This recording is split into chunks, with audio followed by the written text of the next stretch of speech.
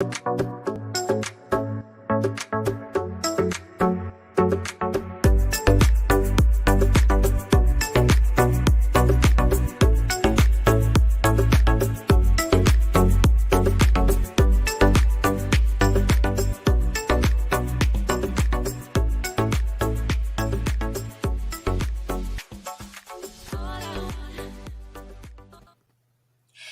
morning, everybody. This is Lorraine and Jennifer Denny. And this morning, we're going to talk about copying other people's content. Is it a good idea to copy people or just to make your own? Well, and I think you have some pretty strong opinions on it, and I have some different opinions on it. So, copying content, what do you think? I think the negative is that if you're just copying what everybody else is doing. So let's say you're looking at your competitors and they have some sort of special and they're like, oh, let me just run with the same special. Well, it's not really different. And so you just look like you're copying someone else and you're going to tend to kind of blend in and you're just not really standing out. And so I think the negative is that you're not creating your own brand. You're just copying somebody else's look and feel. Absolutely. I mean, and I think, when it comes to web copy, when it comes to any kind of mass marketing where I'm going to see my content next to yours, I think that's a real negative. But I think there are also places where you can copy content. And one example is your newsletter. Yeah. And the reason you can copy content in your newsletter is you've got this dedicated list. It's your list. And your competitors aren't necessarily communicating to that list. So if you see something clever, you might consider incorporating it. Yeah, and sometimes when you see something clever, I mean, it is clever and it works. And so, there is a place and time for, kind of maybe not completely copying, but using it as an inspiration to create your own and your own spin on it and perhaps just make it better. Absolutely. But and you're the SEO person on this conversation. So flavors of copying content and putting it on your website. There's a big debate right now on copying content. And, it was recently kind of quoted by Google that, they have this algorithm that they can tell if somebody is, straight copying other content. I'm super curious how they're even able to tell if it's copied content.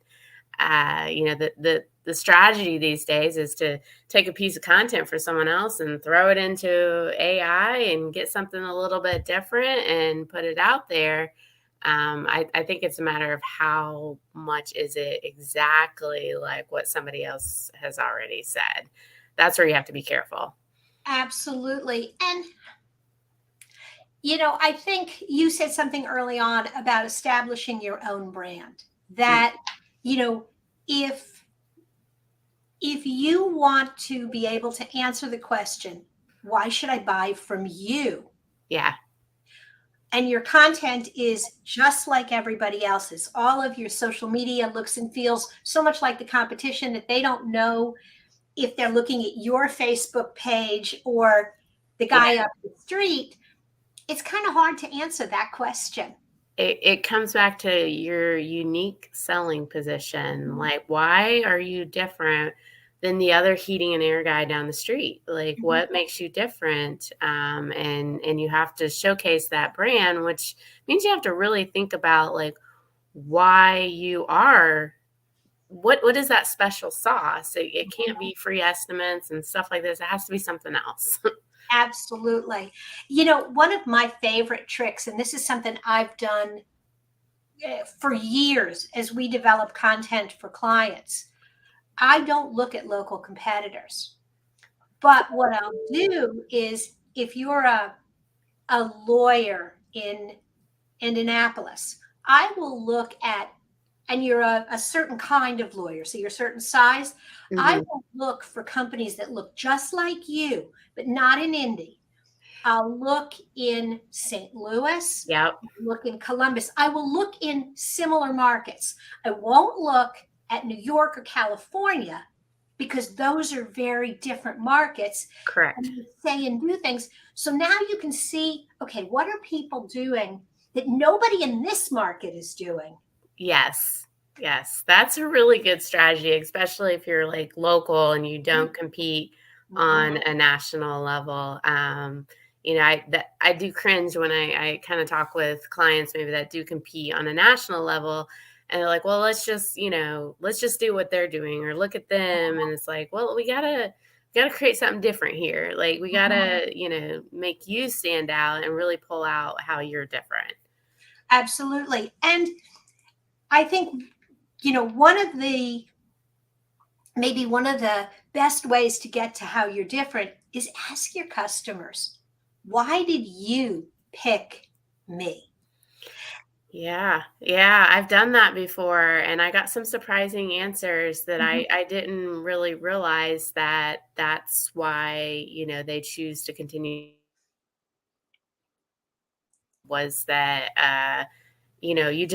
you kinda call it like it is, you're authentic, I don't feel like I'm getting any BS, and and it's like I mean, they were right, but I never really thought about that as being my unique, attribute to my business.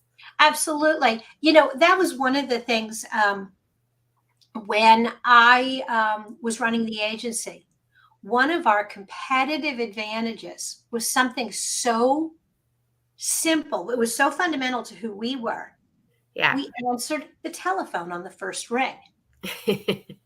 I mean, and it was so simple, and it was such a differentiator because everybody else had these voicemail and answering systems. Yeah. And a lot of times when you're looking for something competitive, it Mhm. boils down to this silly thing that you do. We wrote blog posts about it. We put it in our marketing because once Right. you find that unique thing, the Yeah. next thing you got to do is you got to talk about it. Put it in your Market. email. Really blow it up. Yeah, marketing does work. You Ab- gotta change the mindset.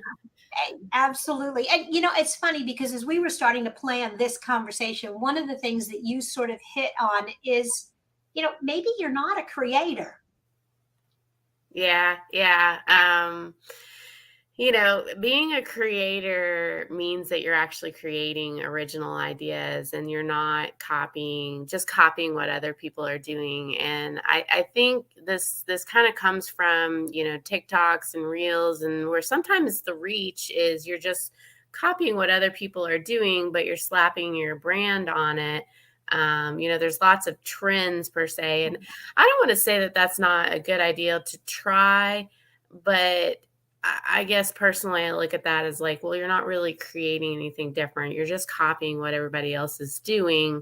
It might get you some reach, but I would think about the brand recognition there that, oh, they're just copying what everybody else is doing.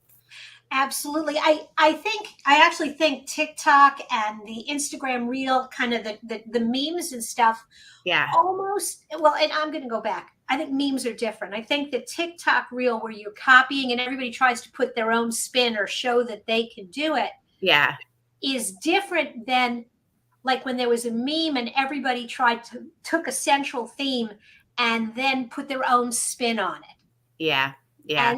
And one of my favorite examples, I think, is like the binders of women when and I can't even remember the politician now, stood up and talked about, oh, I have binders filled with women who could fill positions. And social media just blew up with all sorts of different variations. Yeah. And that was creative Mhm. Mhm. versus somebody taking a particular TikTok dance and just proving they can do it too. Yeah, it just for brands, for marketing, I don't know, like the TikTok dance copying thing, it just either you really need to nail it or just don't try. Like Ab- Absolutely. If it totally fits your brand, if there's a yeah, reason that that particular, whatever they're doing. Like if somebody had done a TikTok with people answering telephones, I totally would have stolen it, right? Yeah. Because that would have fit my brand. Right. But a TikTok of people dancing outside, yeah, no. I think they have to be real careful with music selection too these days. Yeah. Yes, because What it you know, says. you think the music is okay, and maybe you didn't realize what they were actually saying. Yeah. Not a good look. Not good luck. All right. So I guess we'll put a pin in it here. And what I'm going to tell you is a little bit of great content, a little bit of original stuff that only you can create will go a lot further, don't you think? Absolutely. Got to get that creativity in there. Awesome. All right, guys, we'll see you next week. Take care.